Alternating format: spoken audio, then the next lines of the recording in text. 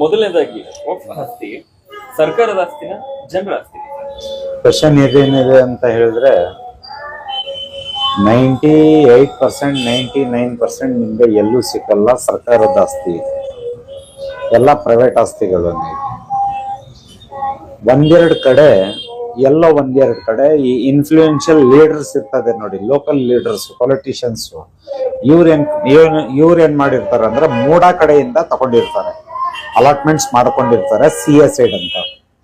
ಆ CA side ಇವ್ರದ್ದು ಎಲ್ಲೆಲ್ಲಿ ನಡೀತದೆ ಅಲ್ಲೇ ಒಂದು ಪ್ರೆಷರೈಸ್ ಮಾಡೋ ಏನೋ ಮಾಡಿಬಿಟ್ಟು ತಕೊಂಡಿರ್ತಾರೆ. ಅದೂನು ಈ ನಡುವೆ ಇಲ್ಲ. 70s 80s ನಲ್ಲಿ 1970 1980s ನಲ್ಲಿ ಆಗಿರೋದು, ಈ ನಡುವೆ ಆಗ್ತಾ ಇಲ್ಲ. ಅದ್ ಎಲ್ಲ ನೋಡಕ್ ಹೋದ್ರೆ 98-90% ಎಲ್ಲ ಪ್ರೈವೇಟ್ ಆಸ್ತಿಗಳು. ಇದು ಜನ ದಾನ ಮಾಡಿರೋದು ದೇವರ ಹೆಸರಿನಲ್ಲಿ. ಸರ್ಕಾರದ ಆಸ್ತಿ ಎಲ್ಲೂ ಸಿಕ್ಕಲ್ಲ, ಎಲ್ಲೂ ಕಣ್ಣು ಬರಲ್ಲ, ಎಲ್ಲೂ ಸಿಕ್ಕೋದು ಇಲ್ಲ. ಆ ಟೈಮ್ನಲ್ಲಿ ಇಲ್ಲ, ಈ ಟೈಮ್ನಲ್ಲಿ.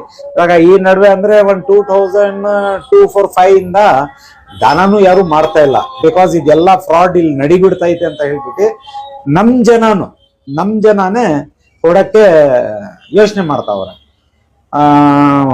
ಒಳ್ಳೆ ಕೈಗೆ ಹೋಗ್ತಾ ಇಲ್ಲ, ಇದೆಲ್ಲ ದಾನ ಮಾಡಿದ್ರೆ ಎಲ್ಲ ಮಿಸ್ಯೂಸ್ ಆಗ್ಬಿಡ್ತೈತೆ ಅಂತ ಹೇಳಿ.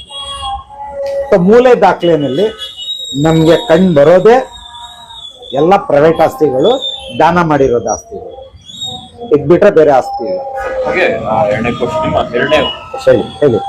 ವಕ್ಫ್ ಬರ್ತಕ್ಕಂಥ 100% ಆದಾಯದಲ್ಲಿ ಬಡವರಿಗೆ 30% ಯಾಕದು? ಸರ್, ಅದೇ ದಾನ ಕೊಡೋರು ಅವರೇ ಒಂದು MOU ಅಂತ ಹೇಳ್ತೀವಿ ನಾವು ಇಂಗ್ಲಿಷ್ ನಲ್ಲಿ ಹೇಳ್ಬೇಕಾಗಿದ್ರೆ. ಅದು ಕನ್ನಡದಲ್ಲಿ ಒಂದು ಅಗ್ರಿಮೆಂಟ್, ಮ್ಯೂಚುವಲ್ ಅಗ್ರಿಮೆಂಟ್ ಅಂತ ಹೇಳ್ತಿರಲ್ಲ, ಅಂತ ಒಂದು ಅಗ್ರಿಮೆಂಟ್. ಸಬ್ ರಿಜಿಸ್ಟರ್ ನಲ್ಲಿ ನಾವು ಏನೋ ಒಂದು ಆಸ್ತಿ ತಗೊಳಕ್ ಹೋದ್ರೆ ಏನ್ ಅಗ್ರಿಮೆಂಟ್ ಆಗ್ತದಲ್ಲ ಸ್ಟಾರ್ಟಿಂಗು, ಅಂತ ಒಂದು ಅಗ್ರಿಮೆಂಟ್ ಆಗ್ತದೆ.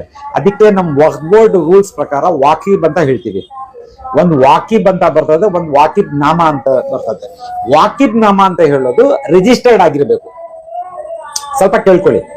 ವಾಕಿಬ್ ನಾಮ ಅಂತ ಹೇಳಿದ್ರೆ ಇಟ್ ಈಸ್ ಸರ್ಟನ್ಲಿ ಒಂದು authentic documents, registered documents under the revenue department.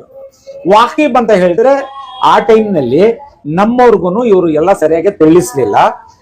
ಇವರು ಇದ್ದಂಗೆ ಕೈಗೆ ಕೊಡ್ದಂಗೆ ನಮ್ಮ ಆಸ್ತಿಯನ್ನು ನೀವು ಮಡಿಕೊಂಡು ಬೋರ್ಡ್ ನಲ್ಲಿ ಮಡಿಕೊಂಡು ಜನ ಸೇವೆ ಮಾಡಿ ಅಂತ ಹೇಳ್ಬಿಟ್ಟು ಕೊಟ್ಟಿರ್ತಾರೆ.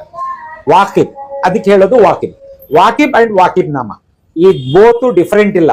ಒನ್ ರಿಜಿಸ್ಟರ್ಡ್, ಒನ್ ಅನ್ರಿಜಿಸ್ಟರ್ಡ್, ಅಷ್ಟೇ ಡಿಫರೆನ್ಸ್. ಬಟ್ ಆ ಮ್ಯೂಚುವಲ್ ಅಂಡರ್ಸ್ಟ್ಯಾಂಡಿಂಗ್ ನಲ್ಲಿ ಟರ್ಮ್ಸ್ ಅಂಡ್ ಕಂಡೀಷನ್ಸ್ ಇರ್ತದೆ. ಕೊಡೋರು ಆ ದಾನ ಮಾಡೋದು ಟೈಮ್ ನಲ್ಲಿ ಅವರು ಒಂದು ಹೇಳಿಕೆಯನ್ನು ಬರ್ದಿರ್ತಾರೆ, ಒಂದು ಕ್ಲಾಸ್ ಅಂತ ಬರ್ದಿರ್ತಾರೆ. ನಾವು ಕೊಡೋದು ಆಸ್ತಿನಲ್ಲಿ ನೀವು ಆದಾಯ ಮಾಡ್ಕೊಂಡು ಆ ಆದಾಯನಲ್ಲಿ 30% ಕಂಡೀಷನ್ ಇರಲ್ಲ, ಅಲ್ಲಿ ಸುಮಾರು ಇರ್ತದೆ. ಸುಮಾರು ನೀವು ಬಡವ್ರಿಗೆ ಹಂಚಿ ಅಂತ, ಬಡವ್ರಿಗೆ ನೀವು ಹಂಚಿ. ಏನ್ ಹಂಚಿ ಅಂದ್ರೆ ಕ್ಯಾಶ್ ಇಲ್ಲ, for health plan and for education ಅಂತ ಅವರು ಒಂದು ಕ್ಲಾಸ್ ಬರ್ದಿರ್ತಾರೆ. 30% ಅಂತ ಬರಲ್ಲ ಅದು. ಇವಾಗ 1995 ನಲ್ಲಿ ಬುದ್ಧಿಜೀವಿನವರು, ಇಂಟೆಲೆಕ್ಚುಯಲ್ಸ್, ಇವರೆಲ್ಲ ಕೂತಿರ್ತಾರೆ ಬೋರ್ಡ್ ನಲ್ಲಿ. ಕೂತ್ಕೊಂಡು ಒಂದು ಚರ್ಚೆ ಮಾಡ್ತಾರೆ. ಚರ್ಚೆ ಮಾಡಿಬಿಟ್ಟು ಅವರು at the time of framing the laws 1995 ನಲ್ಲಿ, ನಾಟ್ ಬಿಫೋರ್ ದನ್ 1995, ಇವರು framing of the last time ನಲ್ಲಿ ಇವ್ರು ಏನ್ ಮಾಡ್ತಾರೆ, ಸೀರಿಯಸ್ ಆಗಿ 30% ಕೊಳ್ಳೇಬೇಕು ಅಂತ ಒಂದು ಫ್ರೇಮ್ ಮಾಡ್ತಾರೆ. You got my point? 30% ನಿಮ್ಮ ಆದಾಯನಲ್ಲಿ, ನಿಮ್ಮ ಆದಾಯ ಒಂದ್ ವರ್ಷಕ್ಕೆ ಏನ್ ಪರ್ಸೆಂಟೇಜ್ ಉಳಿತದೆ, ನಿಮ್ ಖರ್ಚೆಲ್ಲ ಹೋಗಿ ಒಂದ್ ಕಮಿಟಿಗೆ ಫಾರ್ ಎಕ್ಸಾಂಪಲ್ 1 ಲಕ್ಷ ಖರ್ಚು, ಹಾಳು ಮೊಳು, ಇದು ಅದು ಎಲ್ಲ ಹೋಗಿ 1 lakh ಕ್ಯಾಶ್ ಉಳಿದ್ರೆ ಅದ್ನಲ್ಲಿ 30% ಅಂದ್ರೆ 30,000 ಹಂಚ್ಬೇಕು ಅಂತ ಇರ್ತದೆ. ಹಂಚ್ಬೇಕು, ಇಲ್ಲ ಅಂದ್ರೆ ಆ ದುಡ್ಡು ಎತ್ತಿ ಮಡಗಿರ್ಬೇಕು. ಯಾವಾಗ ಈ ನಮ್ ಜನನಕ್ಕೇನೆ ಇರೋದು, ಇದು ಕಮ್ಯುನಿಟಿಗೆನೆ ಇರೋದು, ಮುಸ್ಲಿಂ ಸಮುದಾಯಕ್ಕೇನೆ ಇರೋದು ಇದು. ಈ ಜನ ಒಂದು ಏನ್ ಹೇಳ್ತೀರಾ, ಇದಕ್ಕೆ ಒಂದ್ ಎತ್ತಿ ಎಕ್ಸ್ಟ್ರಾ ಏನಿಲ್ಲ, ಒಂದು ಪ್ರಿಸರ್ವ್ ಮಾಡ್ಬೇಕು ಈ ಅಮೌಂಟ್. 30% ಖರ್ಚು ಆಗ್ಬಾರ್ದು. ಬಿಕಾಸ್ ಏನಾರ ಕ್ಲಾಮಿಟಿ ಬಂದ್ಬಿಟ್ರೆ, ಏನೋ ಕಾಯಿಲೆ, ಇವಾಗ ಕೋವಿಡ್ ಟೈಮ್ ಬಂದ್ಬಿಡ್ತು, ಇಂಥದ್ದು ಏನೋ ಬಂದ್ಬಿಟ್ರೆ ಆವಾಗನು ಹಂಚ್ಬೇಕಾಗೆ ಏನೋ ಹೇಳ್ತೀವಿಲ್ಲ, ಒಂದು ಪ್ರಿಸರ್ವಿಂಗ್ ಅಮೌಂಟ್ ಇದು.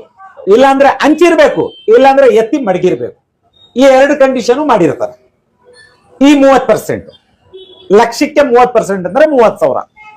ಈ ಮಡಿಗ್ಲೇಬೇಕು ಅಂತ ಹೇಳ್ಬಿಟ್ಟು ಒಂದ್ ಕಾನೂನ್ ಅಂತ ಇರಲ್ಲ, ಒಂದ್ ಆಕ್ಟ್ ಮಾಡಿರ್ತಾರೆ. ಆ ಆಕ್ಟ್ ನಲ್ಲಿ ರೂಲ್ಸ್ ಅಂಡ್ ರೆಗ್ಯುಲೇಷನ್ ಮಾಡಿರ್ತಾರೆ. ಆ ರೂಲ್ಸ್ ಅಂಡ್ ರೆಗ್ಯುಲೇಷನ್ ಮಾಡೋದು ಟೈಮ್ ನಲ್ಲಿ ಇವಾಗ ಸುಮಾರು ಕಮಿಟೀಸ್ ಇದೆಲ್ಲ. ಒಂದು ಉದಾಹರಣೆ, ಒಂದ್ ಮೈಸೂರಿಗೆ ಸಿಟಿಗೆ 287 ಕಮಿಟೀಸ್ ಇದೆ. ಎಲ್ಲರಿಗೂ ಹೇಳ್ಬೇಕು ಅಂದ್ರೆ ಒಂದ್ ಸರ್ಕ್ಯುಲರ್ ರೀತಿಯಿಂದಾನೇ ಹೋಗ್ಬೇಕದು. ಸರ್ಕ್ಯುಲರ್ ಬರೋದೂನು ಒಂದ್ ರೀತಿ ಅದು. ಆ ರೀತಿಯಿಂದ ಎಲ್ಲರಿಗೂ ಇನ್ಫಾರ್ಮ್ ಮಾಡ್ತಾರೆ. You have to preserve this funds 30% ನಿಮ್ಮ ಆದಾಯ ಇಂದ. ಕಾರಣ ಯಾಕಂತ ಹೇಳಿದ್ರೆ ಎರಡೂ ಕೊಟ್ಟಿರ್ತಾರೆ. ಕಲಾಮಿಟಿನೂ ಬರ್ಬೋದು, ಇಲ್ಲ ಜನಕ್ಕೂ ನೀವು ಅವಾಗವಾಗ್ಲೂ ಅಂಜಬಹುದು ಅಂತ. ಇದ್ ಮಾಡ್ಕೊಂಡು ಹೋಗ್ಬೇಕು. ಇವ್ರ ಕರ್ತವ್ಯ. ಯಾರ ಕರ್ತವ್ಯ? ಕಮಿಟಿಗಳದು. ವಕ್ಫ್ ಬೋರ್ಡ್ ಇಲ್ಲ. Waqf board is nothing but they have to manage, they have to see everything is in online ಅಂತ. You got my point? ಇದು ಹಿಂಗ್ ನಡಿಬೇಕಿದೆ. ಕೊಡೋರು ಆ ವಾಕಿಬ್ ನಲ್ಲಿ ಹೇಳಿರ್ತಾರಲ್ಲ ಅಂಜಬೇಕು ಅಂತ. ಆ ಅಂಚೋಕೆ ಹೇಳಿರ್ತಾರಲ್ಲ, ಅದಕ್ಕೆ ಇವರು framing of the law frame ಮಾಡೋ ಟೈಮ್ ನಲ್ಲಿ ಇಂಥದ್ದೆಲ್ಲ ಸೌಲಭ್ಯ ಮಾಡಿ, ಅನುಕೂಲ ಮಾಡಿಬಿಟ್ಟು ಎಲ್ಲರಿಗೂ ತಿರುಗಿಸ್ಬಿಟ್ಟು ಮಾಡೋಣ ಅಂತ ಹೇಳ್ಬಿಟ್ಟು ಮಾಡಿದ್ದಾರೆ.